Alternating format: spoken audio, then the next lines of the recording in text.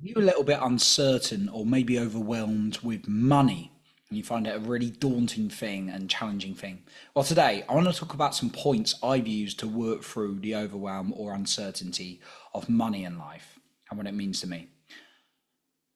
Thank you so much for being here today. I appreciate you. So, I want to share a little bit about my story. Now, I'm not a multi-millionaire now. I'm just sharing what has worked for me. Obviously, if you're a multi-millionaire, you probably wouldn't be listening to this right now, right? But this is just something to work through things like anxiety, stress, overwhelm with money.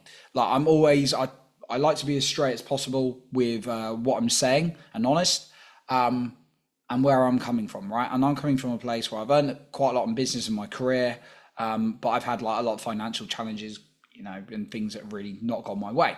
Can I guarantee that's never going to happen again? No, of course not. But I've certainly built a lot better relationship with money over time, and I'm able to handle uncertainty of it a lot better than I used to be. So this is something I've worked through. I remember times when I've been like woken up with anxiety. Oh my God, where it's going to come from? Oh my God, I've lost a job. I've been in a redundancy, and all these kind of like worries, and getting myself into debt, all those kind of things, right? So I want to share some tips with you. Maybe you're someone who's really anxious, maybe like overwhelmed or uncertain about money. So if that's the case, you want to change something, here are some points for you. So the first thing I've realized is you've got to be honest. And this is not very nice, but it's essential sometimes. When I've neglected looking at my bank account, now you don't have to get obsessive with it, but when I've neglected looking at my bank account in my business and my personal bank account, and I've just been like spending, spending, spending, not looking at it, that's when things can go wrong. You don't have to be looking at numbers obsessively, but I look daily in terms of it. And when you can look and know exactly where you are, that's going to be a great point. Because, if you spend, I've been in place times when I've spent like hundreds more than I intended to over like a social weekend. And I'm like, I only spent a few more quid. And then actually I've come to look at it like a few days and dreaded looking at it. And I'm like, oh my God, my credit card or whatever. You got to be honest and accurate with where you are, because like you need to know your numbers. You need to know where you are exactly. The same as with health, you need to know, well, you don't necessarily need to know, but if you really want to monitor your health, you need to know what your weight is. You need to know like maybe blood pressure, those kind of things if you've got like health challenges. So being very honest and looking at numbers, make a spreadsheet. I've got a well-made spreadsheet I've made over the years because I love numbers and things like that, and that's the nature of the work I do is about costs and calculating different things. And I've always loved maths. I know not everyone does, but I've created that, and I didn't used to necessarily. I created it, and then I wouldn't even look at my numbers, which is crazy. But now I look at my numbers and I get very, very honest. It's like, recently I signed up for this big event, and I like went beyond. I pushed my budget a lot, but I had to look at my numbers to know if I could do that. And I signed up for like a diamond with for a special event with Danny Morel, if you ever heard of him. So we get exclusive actual access to him with 9 other people in a group of 10. And yeah, I was like, can I afford that? I had to look at my numbers to know I could do that. And it was, yeah, quite a bit. I've got to be honest with you, but did that by getting honest with my numbers.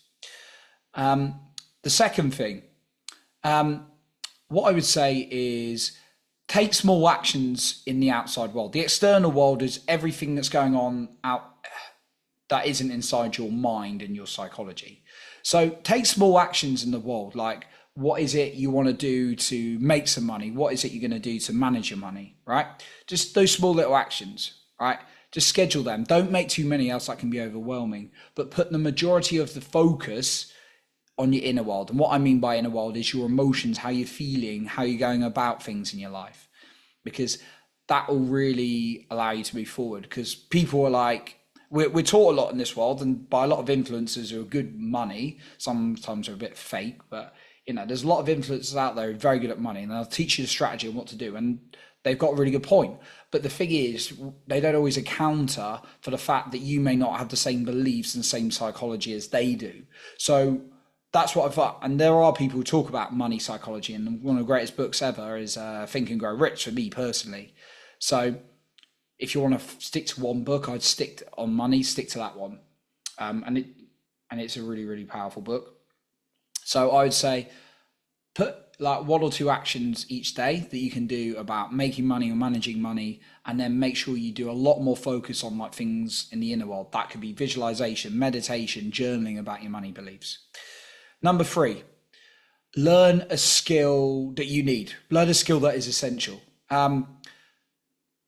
This is a really, really key one I've learned, because I remember years ago, I wouldn't earn much money in my job. And what I was doing was like photocopying, printing, all that kind of thing. I hate to break it to you if you're doing that kind of thing, but that's not a very valuable skill, right? In fact, we've got AI printers, all these kind of things now. So if you've got that kind of role, you're probably not going to be as valued as you might have been one day.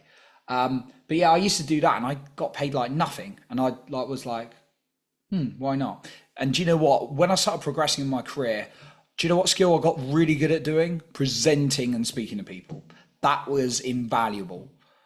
And that got me a lot more money.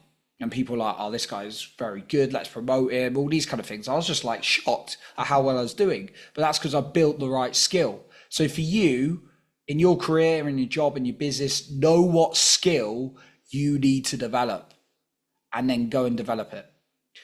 Number 4, role model someone you can learn from. So it's kind of it's the 4th point, but it kind of comes off the 3rd one. If you know there's a skill you need to develop, role model someone. And also role model someone in general who's got a lot of money, right? Someone you resonate with. There are people who've got a lot of money out there that I don't resonate with as much. There's people who are like, you got to work like 16 hours a day and get money. Now, Elon Musk is the richest man in the world currently as I'm making this. I believe so anyway. I'm not going to role model him because he works like 16 to 18 hour days, I believe.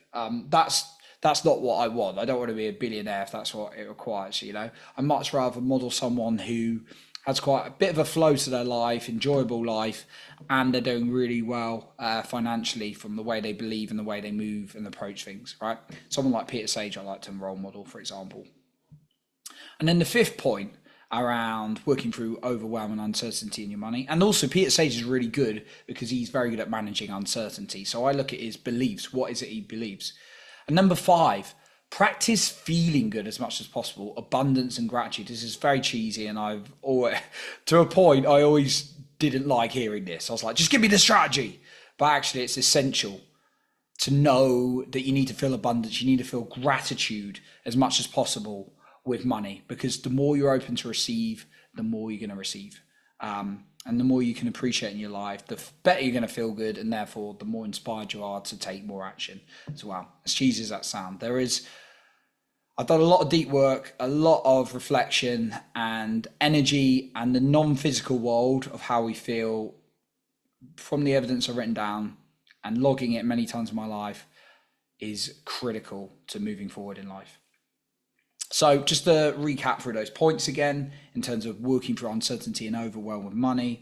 Number 1, be honest with where you are. Know your numbers, know exactly where you are. Number 2, take small actions daily in the outside world, managing money or making money.